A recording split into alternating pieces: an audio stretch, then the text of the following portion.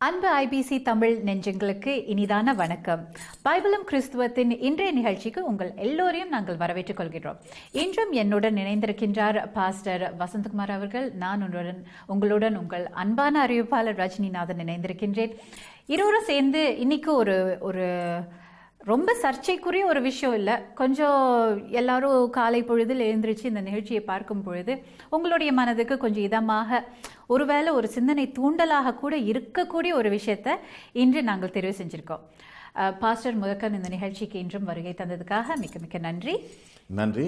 என்னுடைய வணக்கத்தையும் உங்களுக்கு நான் தெரிவித்துக் கொள்கிறேன். இந்த ஐபிசி தமிழ் தொலைக்காட்சியினூடாக இந்த நிகழ்ச்சியில் நாங்கள் கலந்து கொள்வதற்கும் எங்களுடைய கருத்துக்களையும் பல்வேறு விதமான தலைப்புகளின் கீழ் பார்ப்பதற்கு நமக்கு கிடைத்திருக்கின்ற சந்தர்ப்பத்திற்காக நாம் ஐபிசி தமிழ் தொலைக்காட்சி ஸ்தாபகர்களுக்கும் அதனை நடத்துகிறவர்களுக்கும் எங்களுடைய நன்றிகளை நாங்கள் முதலில் தெரிவித்துக் கொள்கிறோம்.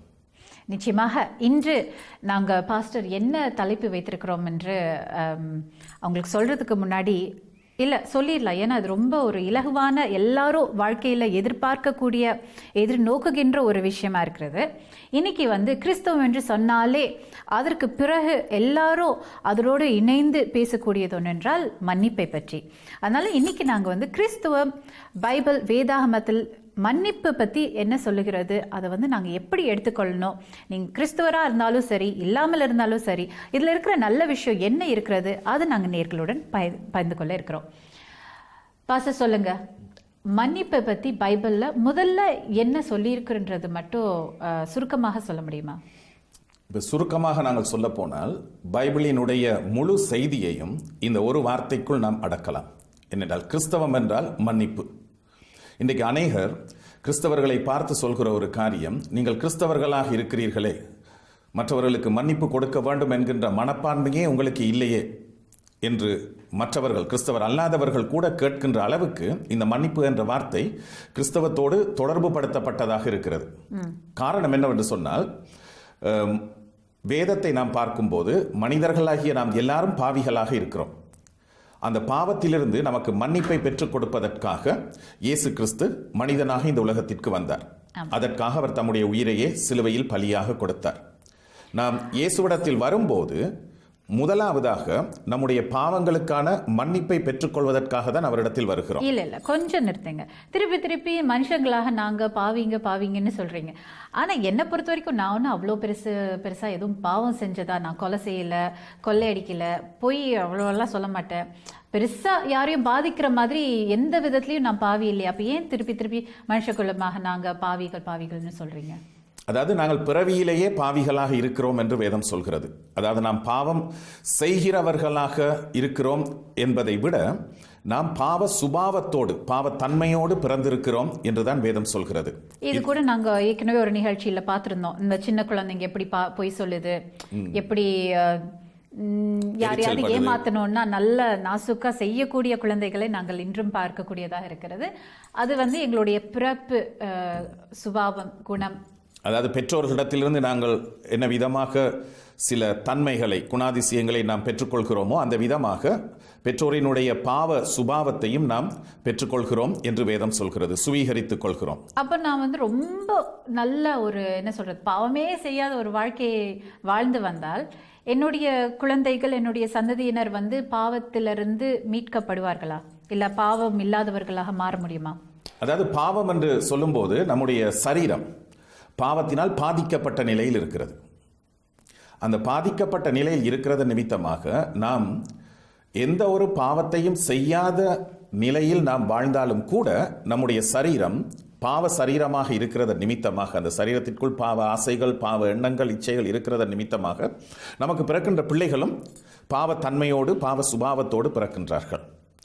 இது நிமித்தமாகத்தான் ஒரு மனிதன் தேவனிடத்தில் வரும்போது அவன் பாவ உணர்வடைகிறான். தான் பாவி என்கின்ற உணர்வு அவனுக்கு ஏற்படுகிறது. தெய்வத்தினுடைய வெளிப்படுத்தல் அவனுக்கு கிடைக்கும் போது, தேவனுடைய வார்த்தைகளை அவன் வாசிக்கும் போது, பரிசுத்த ஆவியானவர் அவன் பாவி என்பதை அவனுக்கு காண்பிக்கின்றார். இதனால் அவன் தன்னுடைய பாவத்தில் இருந்து மனம் திரும்பி தேவனிடத்தில் வருகிறவனாக இருக்கிறான். இது கிறிஸ்துவத்துல மட்டும்தான் இருக்கிறதா, இல்ல பொதுவா எல்லா மனுஷங்களுக்கும் இப்படிதானா?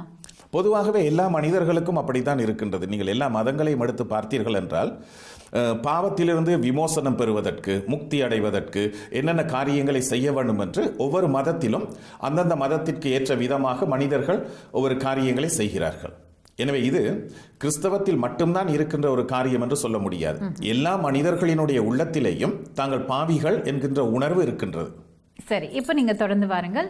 இயேசு கிறிஸ்து இதற்காக தான் மரித்து உயிர்த்தெழுந்து எங்களுக்கு இரட்சகராக, மீட்பராக இருக்கின்றார் என்பது வேதாகமத்தில் எழுதியிருக்கிறது.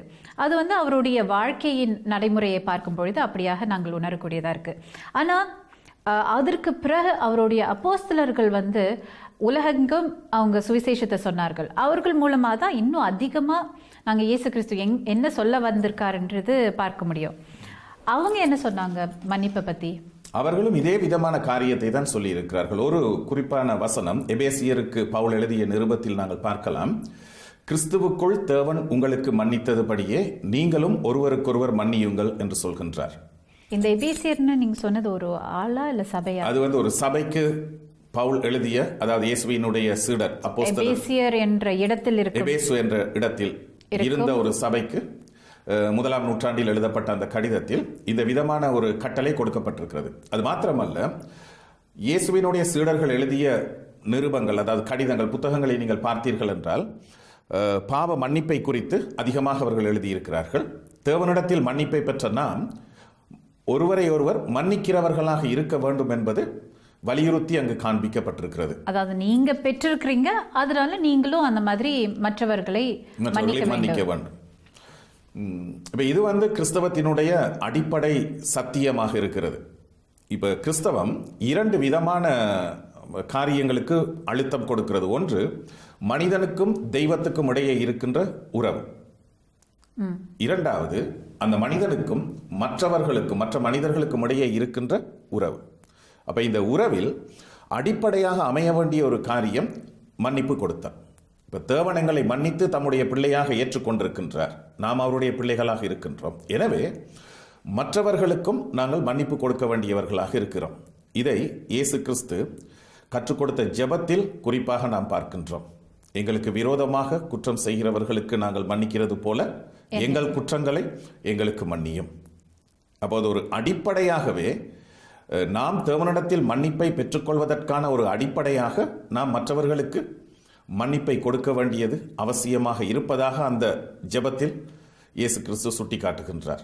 இந்த எபேசியர் சபைக்கு இப்படியாக எழுதியிருக்கின்றார் பவுல் அப்போஸ்தலர். வேற எங்கெங்க வேதாகமத்தில் மன்னிப்பை குறித்து எழுதியிருக்கிறது? வேற ஏதாவது வசனங்கள் இருக்கின்றதா? பொதுவாக அநேகமான இடங்களில் அதை குறித்து நாம் வாசிக்கலாம். நிறைய வசனங்கள் மன்னிப்பை குறித்து தான் சொல்லப்பட்டிருக்கிறது. குறிப்பாக ஒரு முக்கியமான வேத பகுதி இந்த மன்னிப்பை குறித்து சொல்லும்போது, இயேசுவினுடைய சீடர்களில் ஒருவர் பேதுரு என்கின்றவர் இயேசு கிறிஸ்துவிடத்தில் கேட்கின்றார், நான் என்னுடைய சகோதரன் இல்லையென்றால் இன்னொரு மனிதன் எனக்கு விரோதமாக ஒரு காரியத்தை செய்யும் போது நான் எத்தனை தடவைகள் அவனுக்கு மன்னிப்பு கொடுக்க வேண்டும்? நல்ல ஒரு கேள்வி என்று கேட்டார். 7 தடவைகள் தான் கொடுக்க வேண்டுமா என்று கேட்டார். அதையும் அவர் 7 தடவை தான் கேட்டாரு. அதாவது அந்த காலத்தில் இருந்த யூத மத போதகர்கள், இயேசு கிறிஸ்து வாழ்ந்த பிரதேசத்தில் யூத மார்க்கம் இருந்தது.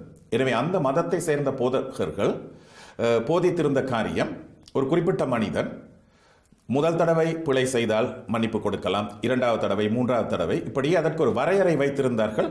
7 தடவைகள் மன்னிப்பு கொடுக்கலாம் என்று. 8வது தடவை அவர்கள் மன்னிக்க மாட்டார்கள், தண்டனை கொடுப்பார்கள். அப்ப யூத கலாச்சாரத்தின்படி அல்லாவிட்டால் அவர்களுடைய மதத்தின்படி 7 தடவை மன்னிப்பு கொடுத்தே தான் ஆக வேண்டும். கட்டாயம் மன்னிப்பு கொடுத்தே தான் ஆக வேண்டும். 8வது தடவை மன்னிப்பு கொடுக்க மாட்டார்கள். எனவே அதற்கு நீதிமன்ற நடவடிக்கையோ இல்லை என்றால் வேறு விதமான தண்டனைகள் கொடுக்கப்பட வேண்டியதாக இருந்தால் அந்த தண்டனைகளை கொடுப்பார்கள். எனவே இந்த அடிப்படையில் இயேசுவினுடைய சீடன் பேதுரு இயேசுவிடத்தில் வந்து கேட்கிறார். இயேசுவும் யூத மார்க்கத்தில் பிறந்த நிமித்தமாக, அதாவது அவருடைய பெற்றோர் இந்த உலக பெற்றோர் யூத மார்க்கத்தை சேர்ந்தவர்களாக இருந்ததன் நிமித்தமாக அந்த விதமாக தான் இயேசுவினுடைய போதனையும் இருக்குமோ என்கின்ற ஒரு எண்ணத்தில் பேதுரு கேட்கின்றார். ஆனால் இயேசு கிறிஸ்து அதற்கு பதில் சொல்லும்போது என்ன சொல்கின்றார்? 7 தரம் அல்ல, 770 தரம் என்று சொல்கின்றார். 770 தரம். 770 தரம். அப்படி என்றால் 490 தடவைகள். அப்ப இயேசு கிறிஸ்துவும் ஒரு வரையறையை விதித்து வைத்திருக்கின்றாரா என்கின்ற கேள்வி வரும். 490 தடவை. அப்ப 491வது தடவை மன்னிப்பு கொடுக்க கூடாதா என்று நீங்கள் கேட்கலாம். வளமையாக மன்னிப்பு கொடுக்கும் போது, உண்மையாக ஒருவன் மற்றவனுக்கு மன்னிப்பு கொடுக்கும் போது இதையெல்லாம் எண்ணி கணக்கு வைத்திருக்க மாட்டான். இப்ப 490 தடவைகள் மன்னிப்பு கொடுத்தேன் என்று கணக்கு வைத்திருக்க முடியாது. இப்ப அது ஒரு மொழி வழக்கில் இயேசு சொல்கிறார். 7 தரமானு கேட்கும் போது 770 தரம் என்று இயேசு சொல்லும் போது நீ கொடுக்கின்ற மன்னிப்புக்கு வரையறையே இருக்கக்கூடாது. இப்போ நாங்க சொல்ல போனால் 10 முறை இல்ல 10,000 முறை மன்னிக்கலாம், அந்த விதமான ஒரு பேச்சு வழக்கில் இயேசு கிறிஸ்து சொல்கிறார், மன்னிப்புக்கு வரையறையே இருக்கக்கூடாது. எத்தனை தடவைகள் தவறு செய்தாலும் மன்னிப்பு கொடுக்க வேண்டும் என்பது இயேசுவினுடைய போதனையாக இருக்கிறது. ஆனா இது கேட்கறதுக்கும் நீங்க சொல்லும் போது உள்வாங்கிறதும் ரொம்ப என்ன சொல்றது, அப்படியான்ற மாதிரி இருக்கு. ஆனால் நடைமுறைப்படுத்துவதற்கு சற்று கடினம். நீங்க சொல்ற மாதிரி அப்படியா எவ்வளோ தடவை தப்பு செஞ்சாலும் நாங்கள் சரி மன்னிச்சு விட்டுறலாம் அப்படின்னு சொல்றது ரொம்ப நடைமுறை வாழ்க்கைக்கு ஒத்து வராதுன்னு சொல்லலாம். இல்லை, இது கடினமானதாக தென்படலாம். இதனால தான் நான் அந்த குறிப்பிட்ட அந்த எபேசியர் நிருபத்தில் இருக்கின்ற அந்த வசனம் 4ஆம் அதிகாரத்தின் கடைசி வசனம் 32ஆம் வசனத்தில், கிறிஸ்துவுக்குள் தேவன் உங்களுக்கு மன்னித்தது போல நீங்களும் ஒருவருக்கொருவர் மன்னியுங்கள். அப்போ ஒவ்வொரு மனிதனும் தன்னுடைய வாழ்க்கையை தேவனுடைய பிரசன்னத்தில் ஆராய்ந்து பார்க்க வேண்டும். எத்தனை தடவைகள் தேவன் நமக்கு மன்னிப்பு கொடுத்திருக்கிறார். இப்போ கிறிஸ்தவர்கள் வழமையாக ஒவ்வொரு ஞாயிற்றுக்கிழமையும் ஆராதனைக்கு வரும்போதோ இல்லை என்றால் ஜெபிக்கும் போதோ தங்களுடைய பாவங்கள் குற்ற உணர்வுகள் தங்களுக்கு ஏற்படும் போது அவற்றை தேவனிடத்தில் அறிக்கையிட்டு மன்னிப்பு பெறுகின்றார்கள். எனவே 1000 தடவைகள் இல்லை என்றால் கோடிக்கணக்கான தடவைகள் நாம் தேவனிடத்தில் மன்னிப்பை பெற்றிருக்கிறோம். அப்ப தேவன் நம்மை எப்படி நடத்துகின்றார், அந்த விதமாக நாமும் மற்றவர்களை நடத்த வேண்டும் என்று தேவன் நம்மிடத்தில் எதிர்பார்க்கின்றார். கடினமான காரியம், ஆனாலும் இதை செய்ய வேண்டும், இப்படித்தான் ஒரு கிறிஸ்தவன் இருக்க வேண்டும் என்பது தேவனுடைய கட்டளையாக இருக்கின்றது. நேர்கள், நீங்கள் பார்த்து கொண்டிருப்பது ஐபிசி தமிழில் பைபிளும் கிறிஸ்துவம் நிகழ்ச்சி. இந்த நிகழ்ச்சி ஒரு சிறிய விளம்பர இடைவெளிக்கு பிறகு மீண்டும் தொடரும். ஐபிசி தமிழ் தொலைக்காட்சியில் நீங்கள் பார்த்து கொண்டிருக்கும் நிகழ்ச்சி பைபிளும் கிறிஸ்துவம். இன்றைய பைபிளும் கிறிஸ்துவம் நிகழ்ச்சியில் ரஜினிநாதன், நான், என்னுடன் பாஸ்டர் MS வசந்தகுமார் வேத ஆராய்ச்சியாளர் இணைந்திருக்கின்றார். வசந்தகுமார் பாஸ்டர் இன்று நான் உங்கள் 2 பேரும் சேர்ந்து மன்னிப்பை பற்றி பேசிட்டு இருக்கிறோம். இவ்வளோ நேரமும் மன்னிப்பை பைபிளில் என்னென்ன சொல்லியிருக்கு, வேதாமத்தில் எப்படி சொல்லியிருக்காங்க, என்ன சொல்லியிருக்காங்கன்றதெல்லாம் ரொம்ப அழகாக எங்களுக்கு எடுத்து காட்டினாரு. எதற்காக நாங்கள் அதை பின்பற்ற வேண்டும், எப்படியெல்லாம் அதில் எடுத்து சொல்லி எங்களுடைய வாழ்க்கையை எப்படி கொண்டு நடத்த வேண்டும் என்றதெல்லாம் பாஸ்டர் எங்களுக்கு நன்றாகவே புரிய வைத்தார். ஆனால் இப்பொழுது நடைமுறைப்படுத்துவதற்காக பாஸ்டர் வில்லங்கத்தில் மாற்றுவதற்காக இல்லை, நடைமுறைப்படுத்துவதற்காக சில உலகளாவிய உதாரணங்களோடு இந்த நிகழ்ச்சியை நாங்கள் கொண்டு செல்ல போகிறோம். சரி பாஸ்டர், நீங்கள் சொன்னதெல்லாம் எனக்கு புரிஞ்சிச்சு. மன்னிக்கணும் 7 தடவை இல்லை, 7 தடவை 770 தடவை மன்னிக்கணும் அப்படின்று இயேசு கிறிஸ்து சொல்லியிருக்கிறார். புரியுது. ஆண்டவர் நம்மளை மன்னித்தது போல நாங்கள் மற்றவர்களையும் மன்னிக்க வேண்டும். நாங்களும் மன்னிக்கப்பட்டிருக்கிறோம், அதனால நாங்கள் மற்றவர்களை மன்னிக்க வேண்டும். எல்லாம் சரி. ஒருத்தர் தப்பு செஞ்சிட்டு அது உணராமல் இருக்கிறாரு. இப்போது வாங்க வாங்க நான் உங்களை மன்னிக்கிறேன் நான் சொல்ல முடியும்? இல்லை. யாராவது மன்னிப்பு கேட்டால் நாங்கள் மன்னிக்கலாம். ஆனால் நிறைய இடங்கள்ல அப்படி வாழ்க்கையில் நடக்கிறதில்ல. ஏதாவது ஒரு தப்பு செஞ்சுட்டு அவங்க பாட்டுக்கு தப்பு செஞ்சாங்களா இல்லையான்னு தெரியாமலே நகர்ந்து போய் கொண்டிருப்பார்கள். அந்த தருணங்களில் நாங்கள் என்ன செய்யலாம்? இப்போ பொதுவாக நாங்கள் மன்னிப்பு கொடுக்கிறோம் என்று சொல்லும்போது ஒரு மனிதர் மன்னிப்பு கேட்கும் போது நாங்கள் மன்னிப்பை கொடுக்கிறோம். மறுபுறத்தில் நாங்களும் ஏதாவது நாம் தவறு செய்திருந்தால் மற்றவர்களிடத்தில் போய் மன்னிப்பு கேட்க வேண்டியவர்களாக இருக்கிறோம். அது ரெண்டு பக்கத்திலையும் இருக்கு. சரி, மன்னிப்பு இருக்கு. கொடுத்தல் ஆமா. மட்டுமல்ல, மன்னிப்பு கேட்பதையும் உள்ளடக்கி இருக்கின்றது. இப்ப நமக்கு தெரியுது, ஒரு மனிதர் தெரிந்தே தவறு செய்கின்றார், அதன் மூலமாக நம்முடைய வாழ்க்கை பாதிக்கப்பட்டிருக்கிறது. நாம என்ன செய்யணும்? இல்லைன்னா என்ன செய்யலாம்? என்ன செய்யலாம்? பொதுவாக மனிதர்கள் என்ன செய்வார்கள்? ஒருவர் தனக்கு விரோதமாக, தனக்கு எதிராக ஒரு காரியத்தை செய்தால் அவர்களை பழி வாங்க வேண்டும் என்கின்ற நோக்கத்தோடு சில காரியங்களை செய்வார்கள். இரண்டாவது, பகைமையோடு இருப்பார்கள். ஆனால் வேதத்தை நாம் பார்க்கும்போது இந்த விதமாக நாம் யாரையும் பகைத்து கொள்ளக்கூடாது. அன்பு நம்முடைய உள்ளத்தில் இருக்கும் என்று சொன்னால் அந்த பகை இருக்காது. இப்ப பாருங்க, நீங்க தியரட்டிக்கல் மாதிரி நமக்கு தென்படலாம். ஆனால் வேதாகமம் நமக்கு கொடுத்திருக்கின்ற கட்டளைகள் யாராலும் கை கொள்ள முடியாத ஒரு கட்டளை என்று சொல்ல முடியாது. ஏனென்றால் இயேசு கிறிஸ்து மனிதனாக இந்த உலகத்திற்கு வந்து மனிதனாக வாழ்ந்து அந்த கட்டளைகளை மனிதர்களினால் கை கொள்ள முடியும் என்பதை காண்பித்தார். அதே விதமாக அவரை பின்பற்றிய அவருடைய சீடர்கள் அந்த விதமாக அந்த காரியங்களை தங்களுடைய வாழ்க்கையில் செய்து காண்பித்தார்கள். நிச்சயமாக நான் ரெண்டுக்குமே இல்லைன்னு சொல்லலை. ஆனால் உண்மையான விஷயம் என்னன்னா, இயேசு கிறிஸ்து வாழும் காலத்தில் வாகனம் இல்லை, இந்த M25ம் இல்லை. இது ரெண்டும் அப்பொழுது இருந்திருந்தாருன்னா அவர் எப்படி இருந்திருப்பார்? இப்போ நீங்கள் ஓட்டிட்டு வாகனத்தை கொண்டு செல்லும் பொழுது ஒருத்தர் வேகமாக உங்களையும் அபாயத்துக்குள்ளாக்கி அவரையும் பாதிப்புக்கு உள்ளாகிற மாதிரி டிரைவ் பண்ணி முன்னாடி ஓவர்டேக் பண்ணிட்டு வந்தா, அந்த நேரத்தில் அப்படியே ஹார்ன் அடித்து அவங்கள ஏதாவது திட்டணும்னு உங்களுக்கு தோணாது?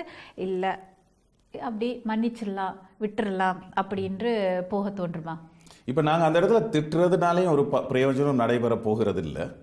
என்ன நடக்க போகுது? நாம திட்டி அவர் கேட்க போறாரா? இல்லையே. இல்லை, பரவாயில்ல, மனசுக்கு ஒரு அமைதியாக இருக்கும் இல்லையா திட்டுனா? இல்லையா?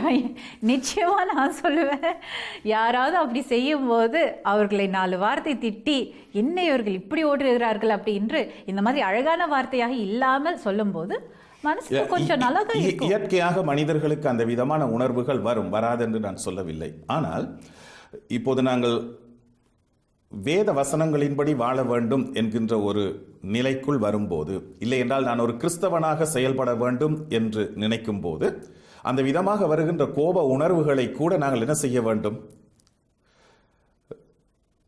என்ன செய்யலாம்? கோபம் வருகிறது என்பதற்காக அதற்கு நாங்கள் பழி வாங்குகின்ற விதமான காரியங்களை நாம் செய்யக்கூடாது. இப்போ இயேசு கிறிஸ்துவை நீங்கள் சொன்ன விதமாக வாகனங்கள் இல்லை, M25 இல்லை. ஏன்னா M25 உதாரணத்துக்கு எடுத்தீர்களோ தெரியாது.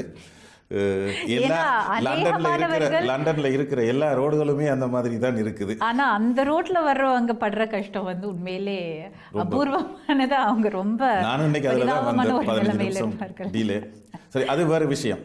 இப்ப இயேசு கிறிஸ்து சிலுவையில் அறையப்பட்ட போது அவரை சிலுவையில் அறைந்தார்கள், ஆணி அடித்தார்கள், துப்பினார்கள், ஈட்டியால் குத்தினார்கள், அதற்கு முன்பு சாட்டையினால் அடித்தார்கள், அவரை நிந்தித்தார்கள், கேவலமாக பேசினார்கள். இவ்வளவையும் அவர் சகித்து கொண்டு என்ன சொன்னார்? பிதாவே, இவர்களுக்கு மன்னியும், தாங்கள் செய்கிறது இன்னதென்று அறியாதிருக்கிறார்கள் என்றுதான் அவருடைய வாயிலிருந்து வார்த்தைகள் வந்தது. சரி, மனிதர்களை நாம் எடுத்தோம் என்று சொன்னால், அப்போஸ்தலர் 7ஆம் அதிகாரத்தில் புதிய ஏற்பாட்டில் ஸ்தேவான் என்கின்ற ஒரு மனிதனை கல்லெறிந்து கொன்றார்கள். அந்த நேரத்தில் தன்னை கல்லெறிந்து கொன்ற அந்த மனிதர்கள் மீது அவர் கோபப்பட்டோ மூர்க்கத்தனமாகவோ எந்த விதமான வார்த்தைகளையும் அவர் பேசவில்லை. அவர் ஜெபம் பண்ணுகிறார். இயேசு என்ன விதமாக சிலுவையில் தொங்கிக் கொண்டிருந்த போது ஜெபித்தாரோ அந்த விதமாக அவரும் அங்கு ஜெபம் பண்ணுகிறார். இந்த விதமாக நீங்கள் முதல் 3 நூற்றாண்டு கிறிஸ்தவ வரலாற்றை ஆராய்ந்து பார்த்தீர்கள் என்று சொன்னால், பல கிறிஸ்தவர்கள் ரோம சாம்ராஜ்ய காலத்தில் சித்திரவதைக்கு உட்பட்ட போது அவர்கள் தங்களை யாரெல்லாம் துன்புறுத்தினார்களோ, கொடுமைப்படுத்தினார்களோ, அவர்கள் எல்லாரும் இயேசுவை அறிந்து கொள்ள வேண்டும், இயேசுவினுடைய அன்பை அறிந்து கொள்ள வேண்டும் என்று ஜெபிக்கின்றவர்களாக, மன்றாடுகிறவர்களாக இருந்தார்கள். அவர்களினால் அந்த விதமாக இருக்க முடியும் என்று சொன்னால், இன்றைக்கு இயேசுவை பின்பற்றுகிறோம், ஆவியானவரை பெற்றிருக்கிறோம், பெரிய காரியங்களை செய்கிறோம் என்றெல்லாம் மார்தட்டி கொண்டிருக்கின்ற கிறிஸ்தவர்களினால் ஏன் கிறிஸ்தவத்தினுடைய இந்த அடிப்படை காரியத்தை செய்ய முடியாமல் இருக்கிறது? இது நாம் எல்லாரும் சிந்திக்க வேண்டிய ஒரு காரியம், பெரிய சவாலாக நமக்கு அமைந்திருக்கின்ற காரியம். ஏனென்றால் கிறிஸ்தவர் அல்லாதவர்கள் நம்மை பார்த்து சொல்கிற ஒரு காரியம் இதுதான்: நீங்க கிறிஸ்தவர் தானே, ஏன் மன்னிச்சு விட்டுட்டு போனா என்ன அப்படின்னு ஒரு வார்த்தையை கேட்கிறார்கள். அப்பொழுது முதலாவது இதை முடிச்சுட்டு அடுத்ததாக என்னுடைய கேள்வி வந்து, கிறிஸ்தவரா இருந்தா எல்லாத்தையும் மன்னிச்சு விட்டுறணுமா? ஐ மீன், இப்போ எல்லாருக்குமாக நாங்கள் பணிந்து போய் யார் என்ன சொன்னாலும் அதற்கெல்லாம் கீழ்ப்படிந்து அதற்கெல்லாம் தலையாட்டி எப்படி எங்களை தூஷித்தாலும் அதை வாங்கி கொள்பவர்களாக நாங்கள் இருக்க வேண்டுமா கிறிஸ்தவர்களாக இருந்தால் என்பது என்னுடைய அடுத்த கேள்வி. ஆனால் இந்த முதல் கேள்வி வந்து நாங்கள் முடித்துவிட்டு அடுத்த கேள்விக்குள் செல்வோம். இப்போ அவங்க வந்து உங்ககிட்ட மன்னிப்பே கேட்கல, நீங்க வந்து ஆண்டவர்கிட்ட அவர்களுக்காக ஜெபம் பண்றீங்க, ஆண்டவரே அவர்களை வந்து மன்னியும், அவர்கள் செய்வதே இன்னென்று அவர்களுக்கு அறியாமல் செய்கிறார்கள் அப்படின்று. ஆனால் செய்தவர் வந்து உங்ககிட்ட வந்து மன்னிப்பே கேட்கல. அந்த பட்சத்துல எப்படி அந்த உறவை எப்படி தொடர்ந்து எடுத்து செல்வது? அல்லவட்டா நீங்க எப்படி என்ன செய்வீங்க? அடுத்ததாக என்ன நடவடிக்கை எடுக்கணும்? இப்ப இயேசுவை பொறுத்த வரைக்கும் அவரை சிலுவையில் அறைந்தவர்களுக்கும் அவருக்கும் தனிப்பட்ட ரீதியான ஒரு உறவு இருக்கவில்லை. அவர்கள் ரோம போர் வீரர்கள், அந்த நாட்டில் இருந்தவர்கள், தனிப்பட்ட ரீதியான உறவு இருக்கவில்லை. அது மட்டும் இல்லாமல் மீண்டுமாக அவர்களை சந்திக்க வேண்டிய ஒரு சூழ்நிலையும் அவருக்கு ஏற்படவில்லை. அதாவது பூலோகத்தில் சந்திக்க வேண்டிய ஒரு சூழ்நிலை ஏற்படவில்லை. ஆனால் மனிதர்கள், அதாவது மனித உறவுகளுக்குள்ளாக நாங்கள் பார்க்கும்போது மறுபடியும் நாம் சந்திப்போம். இப்ப இங்க பிரச்சனை வந்து, நாம் மறுபடியும் சந்திக்காதவர்கள் நமக்கு எதிராக செய்கிற காரியங்களை குறித்தல்ல. இப்ப நீங்கள் முதலில் அந்த வாகன உதாரணத்தை சொன்ன போது கூட யாராவது ஏதாவது செய்துட்டு போனார்கள் என்றால் அவர்கள் போய்விடுவார்கள். அதை பற்றி நாங்கள் கவலைப்பட வேண்டிய அவசியம் இல்லை. அது ஒரு பெரிய பிரச்சனையாக்குவதில் எந்த விதமான பிரயோஜனமும் இல்லை. ஆனால் இங்கு மன்னிப்பு கொடுப்பதென்பது நம்மோடு சேர்ந்து வாழ்கிறவர்கள், பழகுகிறவர்கள், நம்மோடு உறவில் இருப்பவர்கள். ஏதோ நாம பேசிட்டோம், ஏதோ நாம செய்துட்டோம், நம்முடைய ஒரு நடவடிக்கை அவர்களுடைய மனதை புண்படுத்தி விட்டது. இல்ல அவங்க செய்யும் போது அந்த தருணத்தில் தான் கேட்கிறேன். இப்போ யாரோ உங்களுக்கு ஒரு தீங்கு செய்யும் பொழுது, எனக்கு ஒரு தீங்கு செய்யும் போது நாம் நிச்சயமாக முதல் படியை எடுத்து வைத்து நாம் மன்னிப்பு கேட்க வேண்டும். எதுக்கு? நீங்க ஒரு தப்பு செய்யல, நாம தப்பு செய்யல தான், ஆனாலும் உறவு பாதிக்கப்பட்டிருக்கிறது. அதான் முக்கியம். மனிதர்களுக்கிடையேயான உறவு முக்கியம். இப்ப நாம் பகைமை கொண்டு சண்டை பிடித்துக் கொண்டு பிரிவடைந்து போவது கிறிஸ்தவத்தினுடைய தன்மை அல்ல. இல்லை, மனிதர்களுக்கிடையான உறவுகள் முக்கியம். இப்ப இன்றைய கிறிஸ்தவத்தில் இருக்கிற ஒரு பெரிய குறைபாடு என்னென்று சொன்னால், அநேகர் தங்களுக்கும் தேவனுக்கும் இடையே இருக்கின்ற உறவு மட்டும் சீராக இருந்தால் போதும் என்ற நிலையில் இருக்கிறார்கள். இது மாபெரும் தவறு. இந்த விதமான ஒரு கிறிஸ்தவத்தை வேதம் நமக்கு போதிக்கவில்லை, காண்பிக்கவில்லை. நமக்கும் மற்ற மனிதர்களுக்கும் இடையே இருக்கின்ற உறவு மிகவும் முக்கியமானது. நாம் திருவிருந்தில் பங்கு பெறுகிறோம். திருவிருந்தில் பங்கு பெறும்போது அங்கு வேதத்தில் தெளிவாக சொல்லப்பட்டிருக்கிற காரியம், நமக்கும் தேவனுக்கும் இடையே உள்ள உறவு சீரற்ற நிலையில் இருந்தால், பாவங்கள் நாம் செய்திருந்தால், நாம் அறிக்கையிட்டு மன்னிப்பை பெற்றுக்கொள்ள வேண்டும். நாங்கள் மற்றவர்களை மன்னிப்பதும், அதைவிட முக்கியமாக மற்றவர்களிடம் எங்களுடைய தவறுக்கு மன்னிப்பு கேட்பவர்களாக நாங்கள் கட்டாயம் இருக்க வேண்டும். நினைக்கிற நேர்களே, இந்த மன்னிப்பு என்ற தலைப்பில் இன்னும் நிறைய பேசிக்கொண்டே போகலாம். நிறைய உதாரணங்களை சொல்லி பாஸ்டரிடமிருந்து நாங்கள் முழு விளக்கங்களை எடுக்கலாம். ஆனால் உங்களுடைய வீட்டில் மன்னிப்பை வந்து நீங்கள் எப்படி எல்லாமோ பார்த்துருப்பீங்க. ஒருவேளை அது பெற வேண்டிய நிலைமையில் இருப்பீங்க, அல்ல விட்டால் பெற்ற ஒரு நிலைமையில கூட நீங்க இருக்கலாம். எப்படியா இருந்தாலும் நான் நினைக்கிறேன், இந்த காலை பொழுதுல நீங்க வந்து மன்னிப்பை பத்தி நீங்க கொஞ்சம் சிந்தித்து பாருங்கள். உங்களுடைய மனதில் அது எப்படியாக தோன்றுகிறது என்று பாருங்கள். வேதாகமம் ஒன்று வீட்டில் இருந்தால், இல்லை கைவசம் இருந்தால் அதை எடுத்து படித்து பாருங்கள். இயேசு கிறிஸ்து உண்மையிலே எப்படியாக இந்த வசனங்களை எங்களுக்காக படைத்திருக்கின்றார், தந்திருக்கிறார் என்று நீங்க பார்க்கலாம். பாஸ்டர், இன்று மன்னிப்பு குறித்து எங்களுடன் நீங்க பகிர்ந்து கொண்டதுக்காக ரொம்ப ரொம்ப நன்றி. மீண்டும் இன்னும் ஒரு பைபிளும் கிறிஸ்துவம் நிகழ்ச்சியில் உங்களை சந்திக்கும் வரை நாங்கள் விடை பெறுகிறோம் நேர்களே. நன்றி, வணக்கம்.